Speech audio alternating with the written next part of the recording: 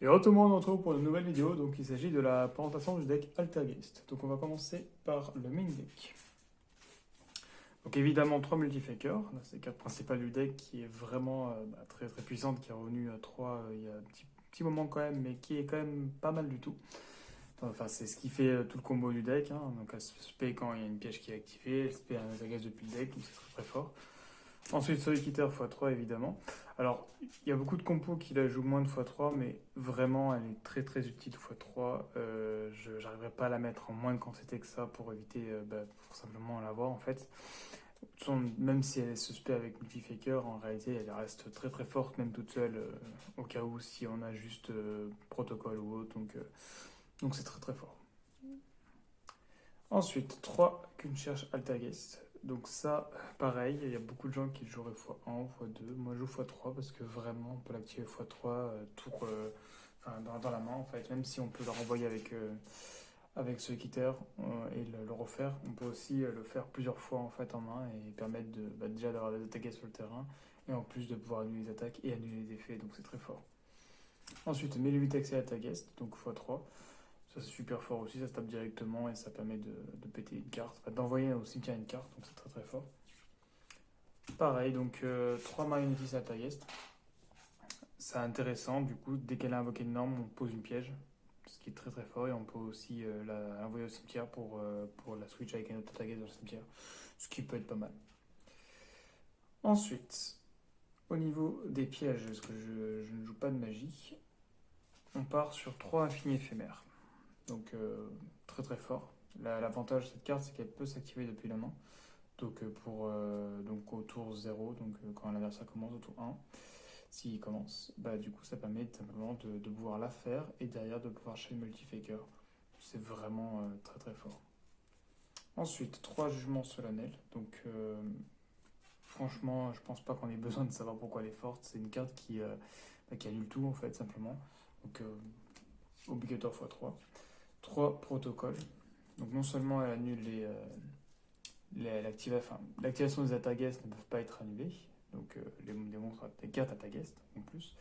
Et quand il active un manifeste de monstre, on peut décider de sacrifier, d'envoyer une autre carte attaque contre le cimetière et d'annuler l'activation. Donc ça reste vraiment très fort. Ensuite, 3 parfums anti-magie. Donc ça bloque plus ou moins tous les decks. Donc chaque joueur doit poser les magies avant de les activer. Donc ça bloque pas mal le deck. Et étant donné qu'on les fait poser, après on peut facilement les renvoyer avec ceux qui terrent ou les détruire. Donc c'est très très fort. Manifestation Altagest en x3.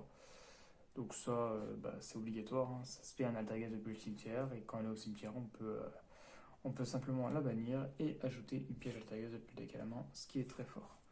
Usurpation personnelle, donc joue x3, qui permet de switch en fait, de mélanger une carte Altagest depuis la main ou face sur le terrain dans le deck et d'ajouter un Altagest. Donc c'est vraiment très très fort. Horde impériale, donc dans la même optique que parfois anti-magie, ça annule toutes les magies sur le terrain. Et une fois durant l'instant maillot, on paye 700 points de vie et c'est un effet obligatoire.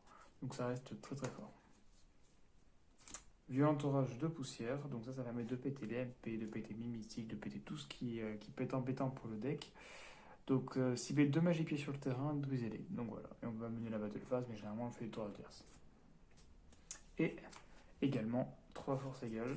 Donc ça, c'est très très fort en second. Donc il suffit que l'adversaire ait un bon board. Là, on lui bannit tout sauf une. Et après, on peut en plus, vu que c'est une carte piège, c'est ici depuis la main, et bien on peut activer le multifaker également. Et aussi, on peut la poser et l'activer, mais très rarement on le fait. C'est plus dans la main. Donc voilà. Ensuite, au niveau de l'extra deck.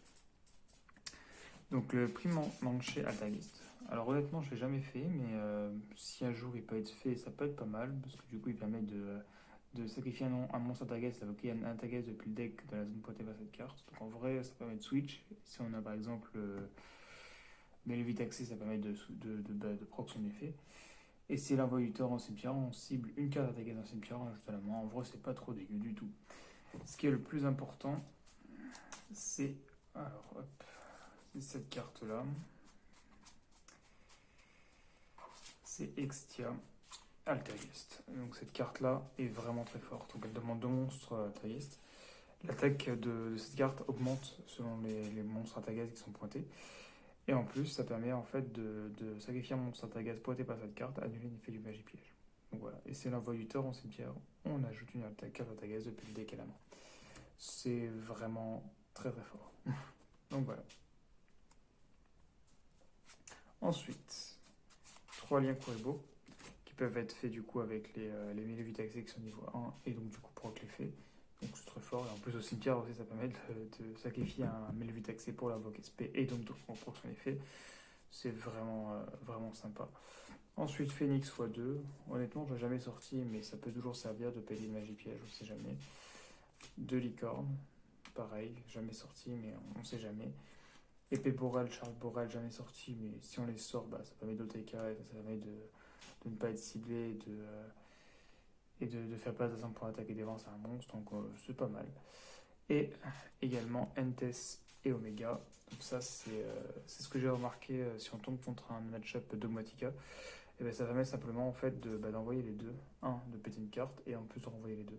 Donc en gros à chaque fois qu'il vient nous envoyer 2 cartes avec son effet, et ben, à pouvoir non seulement le péter une carte, mais en plus renvoyer à chaque fois, donc du coup le péter une carte à chaque fois, ce qui est pas mal. Ensuite, le side deck, qui est assez important en vrai, 3 Game Ciel. Donc les Game Ciel servent à gérer simplement les dragons. Donc voilà, s'il y a des dragons en face, Game Ciel, c'est fini, plus de dragons.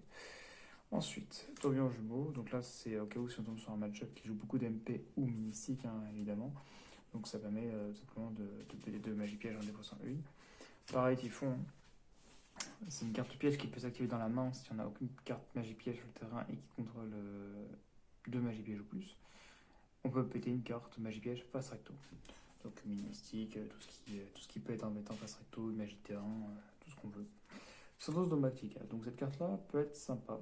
Elle pourrait être jouée en main deck, mais ça dépend en fait du match-up. Si l'adversaire joue pas forcément de monstres main deck, de monstres qui peuvent être ciblables ou de monstres qui ont moins d'attaque que les monstres d'extra qu'on a, ça peut varier parce que du coup on envoie un monstre d'extra et on lui pète une carte qui a une valeur égale ou inférieure au monstre envoyé de l'extra deck au cimetière. Donc ça permet aussi de proc l'effet de Entes, donc c'est pas mal du tout. Et en plus on peut péter une carte supplémentaire, donc peut-être une magie piège, donc ça peut être pas mal en vrai. C'est juste que ça dépend je pense le match-up, donc du coup je la joue en side, parce que j'avais le choix entre ça ou Evely Match, et en l'occurrence je pense qu'Evely Match est un peu plus fort. Ensuite, pour ce qui est de rivalité des seigneurs de guerre, donc cette carte-là aussi est très situationnelle, ça dépend contre quel deck on joue. Chaque joueur ne peut jouer contrôler qu'un type de monstre, et du coup on envoie les autres types de monstres contre le cimetière. Étant donné qu'on joue que du magicien, c'est pas trop un problème. Du coup c'est très bien de la jouer, en plus c'est une piège, on peut proc l'effet de multifaker, donc voilà. Donc, je vais vous montrer un exemple de main avec Altergeist. Et un peu le combo principal du deck. Alors, tac, tac, tac.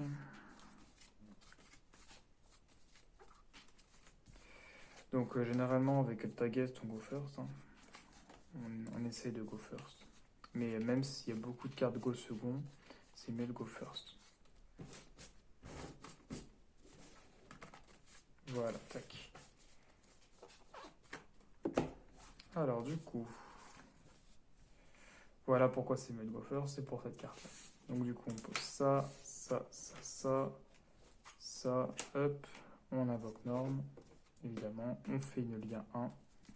Là, on a tout.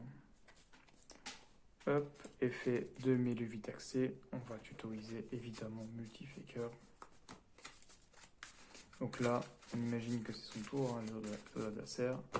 On peut activer Parfum anti-magie, déjà il sera embêté. Et protocole, hop, on peut chaîner l'effet multifaker, comme ça au moins c'est fait.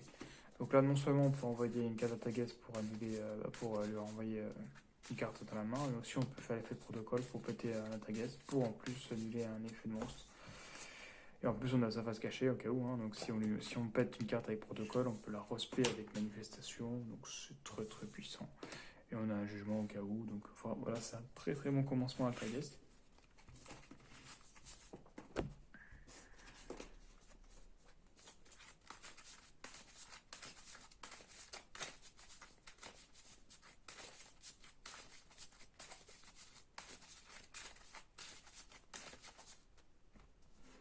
Alors, du coup,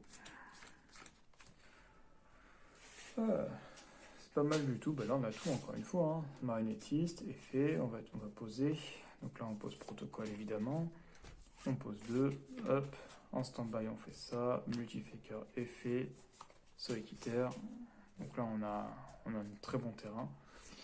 En plus, on va faire protocole, comme ça on est tranquille.